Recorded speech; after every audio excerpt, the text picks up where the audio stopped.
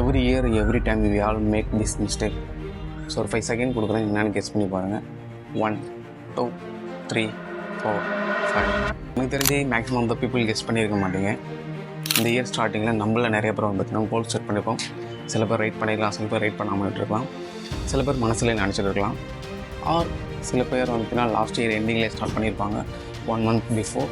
Next year எண்டுக்குள்ளே நம்ம இதெல்லாம் பண்ணியிருக்கணும். ஸோ அது ஏதோ நடக்கலாம். பிஸ்னஸ் ஸ்டார்ட் பண்ணுறது, மணி சேவ் பண்ணுறது, மணி இன்வெஸ்ட் பண்ணுறது, நம்மளை ஃபிட்டாக வச்சுக்கணும், நம்மளோட கரியரில் நம்ம ஒரு நல்ல பொசிஷனில் இருக்கணும். ஸோ இந்த மாதிரி நிறைய விஷயத்தை நம்ம திங்க் பண்ணியிருப்போம். பட் அதை நிறைய பேர் வந்து பார்த்திங்கன்னா நம்ம ஃபெயில் ஆகிருப்போம். 1 or 2 month பண்ணியிருப்போம்.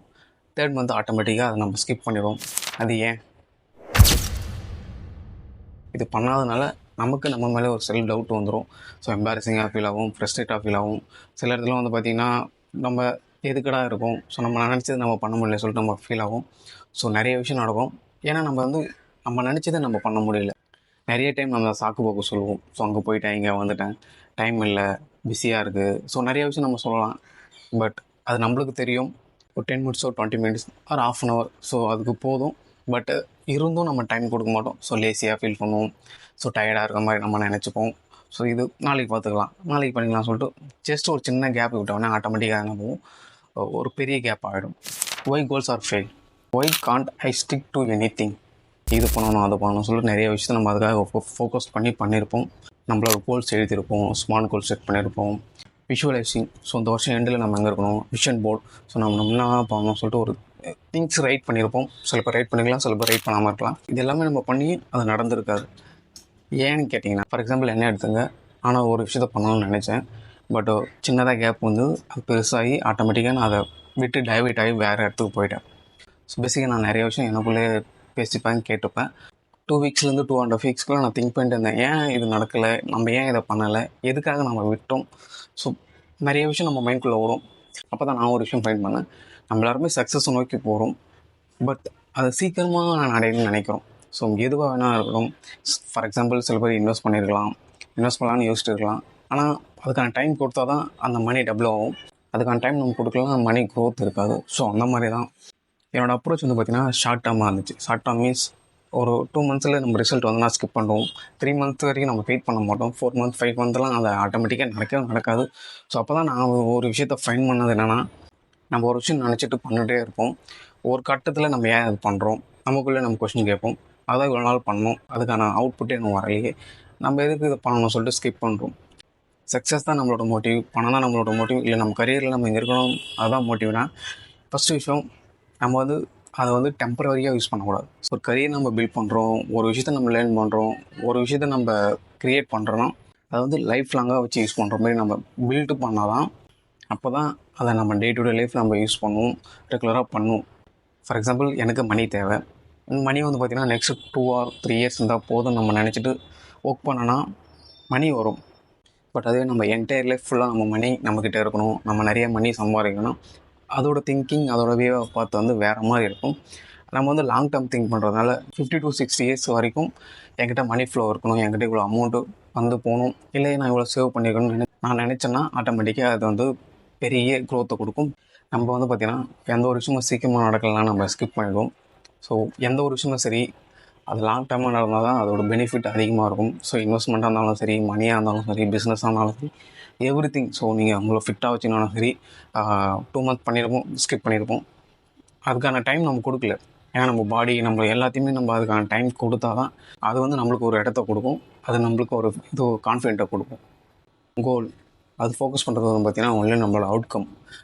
சிஸ்டம் சிம்பிளாக சொல்லணும்னா, நம்ம டெய்லி ப்ரஷ் பண்ணுறோம், ஷவர், ஸோ சாப்பிட்றோம், இதுதான் சிஸ்டம். இது எல்லாமே சரி ஆட்டோமேட்டிக்காக நடக்கும். யாரும் நீ குளிடா, நீ ப்ரஷ் பண்ணுறா, நீ ட்ரெஸ் பண்ணுறான்னு சொல்ல போகிறதில்ல. எல்லாமே நம்ம ஆட்டோமேட்டிக்காக நடக்கும். ஏன்னா அதுதான் சிஸ்டம் வெர்சஸ் கோல் பார்த்திங்கன்னா ரிசல்ட் யூ வாண்ட். நம்மளுக்கு என்ன ரிசல்ட் வேணும் அதை நம்ம அடையிறது தான் கோல். சிஸ்டம்னா ஒன்றும் இல்லைங்க, தொடர்ச்சியாக நம்ம ஒரு விஷயத்தை பண்ணிகிட்டே இருக்கோம் தெரியுமா, அதுதான் சிஸ்டம். ஆல்ரெடி நான் சொல்லிட்டேன், ப்ரஷ் பண்ணுறது, ஷவர் பண்ணுறது. ஸோ அந்த மாதிரி தான் எல்லா விஷயமே கண்டினியூஸாக நடந்துகிட்டே இருக்கும். நிறைய பிஸ்னஸ் மேன், நிறைய ஆண்டர்ப்ரனர், நிறைய சக்ஸஸ்ஃபுல் பீப்புள் பார்த்திங்கன்னா அவங்களுக்கு ஒரு சிஸ்டம் வச்சுருப்பாங்க. வீடியோக்குள்ளே போகிற முடியும் ஃபஸ்ட் டைம் சேனல் விசிட் பண்ணி பார்க்கணும். என்னோட பேர் ரவீந்தர். நம்ம சேனலில் பார்த்திங்கன்னா ரவீந்த் முத்து. இது மாதிரி நிறைய வீடியோ போட்டிருக்கேன், டைம் இருந்தால் செக் பண்ணி பாருங்கள். ஸோ அதுவும் யூஸ்ஃபுல்லாக தான் இருக்கும். Okay, move to topic how to create system. இது வந்து ஒரு 3 பார்ட்டை நான் செப்பரேட் பண்ணி வச்சுருக்கேன். ஃபஸ்ட் ஒன்று பார்த்திங்கன்னா ஸ்ட்ரெஸ் ஃப்ரீ. நம்ம ஒரு விஷயத்தை பண்ணணும்னு நினச்சிட்டே இருப்போம், பட் பண்ண மாட்டோம். ஏன்னா ஆட்டோமேட்டிக்காக அது பண்ணாதனால நம்மளுக்கு ஸ்ட்ரெஸ் வந்து ஒட்டிக்கும். நம்ம நினச்சதே நம்ம பண்ண முடியல, வேறு என்னடா பண்ணுறதுன்னு சொல்லிட்டு. ஸோ ஒரு நாள் ஸ்கிப் பண்ணதுன்னா மட்டும் ஆட்டோமேட்டிக்காக இன்னொரு நாள் ஆகும், அப்படியே போயிட்டே இருக்கும். இது எல்லாமே சேர்த்து ஒரு நாள் உங்களுக்கு வந்து ஒரு பெரிய ஸ்ட்ரெஸ்ஸாக ஃபீல் ஆகும். அதுவும் நடக்கலை, இதுவும் நடக்கலை, நம்ம நினச்சதும் நடக்கலை. லைக் முடிஞ்சதை பற்றி திங்க் பண்ணணும்னு வச்சுக்கோங்க. இதே ஸ்டார்டிங்கில் நம்ம ஸ்டார்ட் பண்ணியிருந்தவங்க எங்கேயோ போயிருக்கலாம், நிறைய எங்கேயோ இருந்திருப்போம், நிறைய ஃபிட் ஆகிருக்கலாம், நிறைய அதை பண்ணியிருக்கலாம், நிறைய மணி ஏர்ன் பண்ணியிருக்கலாம். ஸோ அந்த மாதிரி திங்க் பண்ணுவோம். But past is past. So அதை போய் நம்ம மாற்ற முடியாது. ஸோ இதுக்கப்புறம் வரப்போகிறத நம்ம ஒழுங்காக பண்ணாலே அதை ஓவர் கம் பண்ணிடலாம். ஃபஸ்ட்டு விஷயம், ஸ்ட்ரெஸ் ஃப்ரீயாக இருக்குன்னா நீங்கள் நினச்சதை பண்ணுங்கள், இல்லைனா ஸ்ட்ரெஸ் ஆட்டோமேட்டிக்காக வந்து ஒட்டிக்கும். செகண்ட் விஷயம் பார்த்தீங்கன்னா நியூ ஹேபிட்.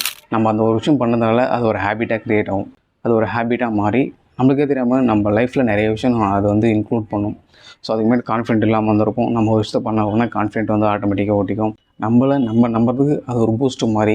நம்ம கோல் செட் பண்ணிட்டோம், அதை நம்ம பண்ணுறதுக்கு மோட்டிவேஷன் நிறைய விஷயம் நமக்கு தேவைப்படும். ஸோ யாரும் வந்து நம்ம மோட்டிவ் பண்ணுவாங்க, எதனா வீடியோ பார்த்தா மோட்டிவ் ஆகுமா, ஸோ இவங்கள பார்த்து மோட்டிவ் ஆகும்னு சொல்லிட்டு நம்ம மோட்டிவ் தேவைப்படும். நம்ம கோலை செட் பண்ணதுக்கப்புறம் நம்ம அதை பண்ணுறது. அதுவே சிஸ்டம் அப்படி இல்லைங்க. நம்ம ஃபீல் பேட் இல்லை சேடாக இருந்தாலும் சரி, ஆட்டோமேட்டிக்காக அது நடக்கும். சரி, ஒன்று பார்த்தீங்கன்னா ஆல்வேஸ் ஒர்க்.